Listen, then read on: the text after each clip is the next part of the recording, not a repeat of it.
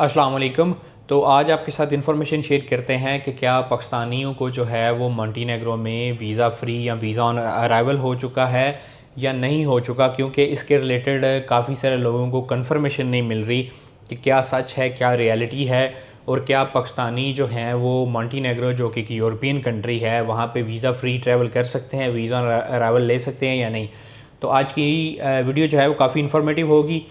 उम्मीद है अगर आप मेरे चैनल पर नए हैं तो काइंडली चैनल को जाते हुए सब्सक्राइब लाजमी कीजिएगा, और अगर वीडियो पसंद आए तो काइंडली इसको लाइक एंड शेयर भी ज़रूर कीजिएगा। ठीक है जी।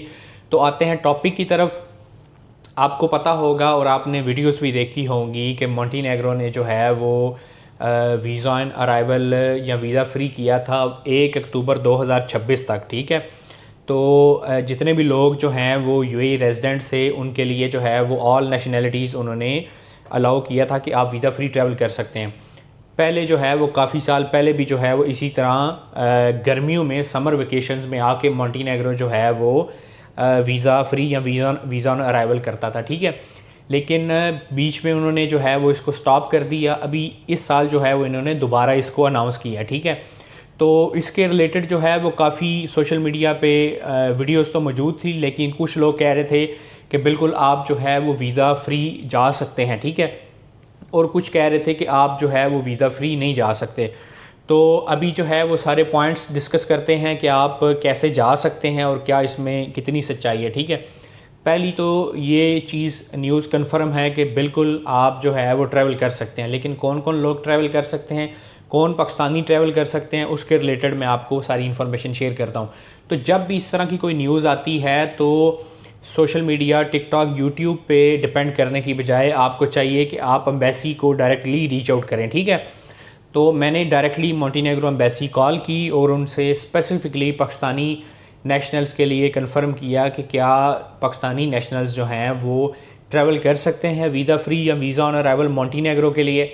तो उन्होंने कंफर्म किया कि बिल्कुल आप ट्रैवल कर सकते हैं, लेकिन अगर आप कंडीशंस फुलफ़िल करेंगे तब आप एलिजिबल हैं ट्रैवलिंग के लिए। लेकिन एंट्री जो है वो इमिग्रेशन पे डिपेंड करती है। ठीक है। ये तो हो गई एक कंफर्मेशन कि बिल्कुल पाकिस्तानी जो है वो visa free, visa on arrival जो है वो यूएई से ट्रैवल कर सकते हैं। सेकंड कंफर्मेशन के लिए मैंने जो है वो उनको ईमेल की प्रॉपर, ताकि मेरे पास प्रूफ भी हो। तो उसमें जो है वो मैंने स्पेसिफिकली जो है वो पाकिस्तानियों के रिलेटेड पूछा, लेकिन उन्होंने मुझे रिप्लाई किया, एम्बेसी ऑफ मोंटेनेग्रो जो अबू धाबी में है उसने रिप्लाई किया कि greetings holders of foreign travel documents of any nationality. Specific मैं आपको बताऊं कि यहाँ पे उन्होंने मेंशन किया हुआ कि any nationality who have a valid residence permit in the United Arab Emirates for a continuous period of last 3 years. ये अब एक कंडीशन आ गई है कि जो लोग पिछले 3 साल से यूएई के रेजिडेंट्स हैं वो एलिजिबल हैं इसके लिए। Prior to entering Montenegro can enter Montenegro by direct flights या फ़्लाई दुबई। अब ये सेकंड कंडीशन आ गई कि आप जो है वो सिर्फ फ़्लाई दुबई पे ट्रैवल करके तो मोंटेनेग्रो में वीज़ा फ्री या वीज़ा ऑन अराइवल जो है वो एंटर हो सकते हैं and stay in Montenegro for up to 10 days. अब यहाँ पे 10 डेज़ लिखा हुआ है, लेकिन 10 डेज़ से पहले अप टू लिखा हुआ है। ठीक है। तो वो उन पे डिपेंड करता है, वो आपको 1 दिन की एंट्री देते हैं, 2 की देते हैं, 5 की देते हैं या 8 दिन की देते हैं। ठीक है। तो वो जो वीज़ा इमिग्रेशन ऑफिसर होगा वो ये डिसाइड करेगा कि आपको कितने दिन की उसने एंट्री देनी है। ठीक है। तो वैलिड है ये फ्रॉम 1 मई 2026 टू 1 अक्टूबर 2026। ठीक है। तो 1 अक्टूबर 2026 तक जो है वो आगे क्लियरली मेंशन है विदाउट अ वीज़ा। ठीक है जी। तो विदाउट अ वीज़ा आप एलिजिबल हैं 1 अक्टूबर 2026 तक ट्रैवल करने के लिए, चाहे आप पाकिस्तानी हैं, इंडियन हैं, बांग्लादेशी हैं, कोई भी आपकी नेशनलिटी है। ठीक है। प्रायर जो है वो प्रीवियस 2 कंडीशंस ऐड कर लें। आगे लिखा हुआ है if they have a valid travel document, ठीक है, passport and a certificate of a tourist arrangement, यानी to have the confirmed hotel booking and travel insurance with you when travelling. ठीक है। तो ये तो एक बेसिक रिक्वायरमेंट होती है कि आपके पास रिटर्न टिकट हो, आपके पास जो है वो होटल बुकिंग हो, इंश्योरेंस आपके पास हो जिस कंट्री में आप जा रहे हैं। ठीक है। उसके बाद जो है वो आपका पासपोर्ट वैलिड होना चाहिए, और बाकी 2 कंडीशंस मैंने आपको बता दी हैं कि आपको 3 साल हो चुके हो यूएई के अंदर और आप डायरेक्ट जो है वो फ़्लाई दुबई से जाएं। ठीक है। तो ये सारी चीज़ें आपके पास होंगी तो फिर आप एलिजिबल हैं। उसके बाद जो है वो नीचे स्पेसिफिकली उन्होंने नोट लगाया हुआ है the authorities hold the right to deny boarding और entry to any individual based on their own security check, ठीक है। तो फ्लाई दुबई वाले भी आपको बोर्डिंग डिनाई कर सकते हैं डिपेंडिंग हर इंडिविजुअल की अपनी प्रोफाइल की बेस पे और उनकी इंटरनल सिक्योरिटी चेक्स पे, ठीक है। अब यहाँ पे एक और नीचे जो लाइन मेंशन है वो ये है कि the government of Montenegro will not bear any cost और रिस्पॉन्सिबिलिटीज़ फॉर एनी रिफ्यूज़ल और denied entry to the country, ठीक है। तो ये सारी रिस्पॉन्सिबिलिटी जो है वो इमिग्रेशन पे डिपेंड करती है कि अगर वो अलाउ करते हैं तो ठीक है, अदरवाइज़ फिर आपने प्रोसेस वो फिर बाकी नीचे लिखा हुआ है, मेंशन है कि आपने फिर बाकी प्रोसेस करके तो जो है वो आप ट्रैवल कर सकते हैं। अब पॉइंट तो ये क्लियर हो जाता है कि ये जो सिचुएशन चल रही थी कि कुछ कह रहे थे नहीं जा सकते, कुछ कह रहे थे कि जा सकते हैं, ये चीज़ें जो हैं वो मॉन्टेनेग्रो एम्बेसी की कंफर्मेशन में आपके साथ शेयर कर रहा हूँ। मैं अपनी तरफ से आपके साथ जो है वो इन्फॉर्मेशन नहीं शेयर कर रहा, ठीक है। कॉल पे कंफर्म किया, उसके बाद जो है वो ईमेल पे कंफर्मेशन ली, आप भी ले सकते हैं, आप भी कॉल करके कंफर्म कर सकते हैं, ईमेल करके मॉन्टेनेग्रो एम्बेसी को जो है वो आप कंफर्म कर सकते हैं कि क्या हम जो है वो ट्रैवल कर सकते हैं या नहीं, ठीक है। ये होगी सिचुएशन कंफर्मेशन की। अब आ जाते हैं कि क्या किसी ने ट्रैवल किया है या कुछ लोगों को एंट्री मिली है और किस तरह स्क्रीनिंग हो रही है, क्या सिचुएशन है। तो ये पॉइंट्स कोई भी क्लियर नहीं करता, ये ना आपको फ्लाई दुबई क्लियर करेगा और ना एम्बेसी क्लियर करेगी, ठीक है। ये क्लियर होगा तब जब आप ट्रैवल करेंगे। अब इशू ये आ रहा है कि फ़्लाई दुबई की टिकट जो है, जो यूरोप जा रही है, मॉन्टेनेग्रो जा रही है, वो काफ़ी महंगी है, ठीक है। वो आलमोस्ट 3500 दिरहम 4000 दिरहम की टिकट है, ठीक है। और ऊपर से जो है वो रिस्की है, तो इसलिए लोग डर रहे हैं टिकट बाय करने के लिए। जो है वो हम बाय करें, शायद हमें एंट्री ना मिले, अभी हमें कंफर्म नहीं हो रहा, ठीक है। तो ये जो स्क्रीनिंग वाली सिचुएशन है, ये कोई भी कंट्री कंफर्म नहीं करती कि हम किन को अलाउ करेंगे, किन को नहीं अलाउ करेंगे। ये ऑन द स्पॉट उन्होंने डिसीजन करना है, ठीक है। तो इसमें मैं आपको जो है इसमें एक लिमिटेड जो है इंफॉर्मेशन शेयर कर देता हूँ कि आइडिया दे देता हूँ, आप कह लें कि कौन कौन जो है वो उनको ट्राई करना चाहिए। एक, जिनके डेजिग्नेशन अच्छे हैं, जिनकी ऑक्यूपेशन अच्छी है, वीज़ा अच्छा है, ठीक है, वो लाजमी जो है वो ट्रैवल करें, आपको इंशाल्लाह ज़रूर जो है वो एंट्री मिलेगी, ठीक है। सेकंड चीज़ आ जाती है कि आपकी कोई ना कोई ट्रैवल हिस्ट्री लाजमी होनी चाहिए।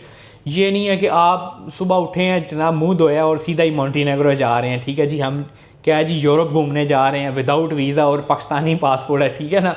तो ये सिचुएशन जो है वो आपको मद्देनज़र रखनी है कि आपके पास जो है वो कुछ ना कुछ ट्रैवल हिस्ट्री लाजमी हो, ताकि जो बंदा स्क्रीनिंग कर रहा है, चाहे बोर्डिंग पे हो चाहे इमिग्रेशन पे हो जाके मॉन्टेनेग्रो में, वो सेटिस्फाई हो सके कि बंदा ट्रैवलर है, बंदे ने ऑलरेडी 1 2 3 4 5 10 कंट्रीज़ ट्रैवल की हुई हैं, ठीक है।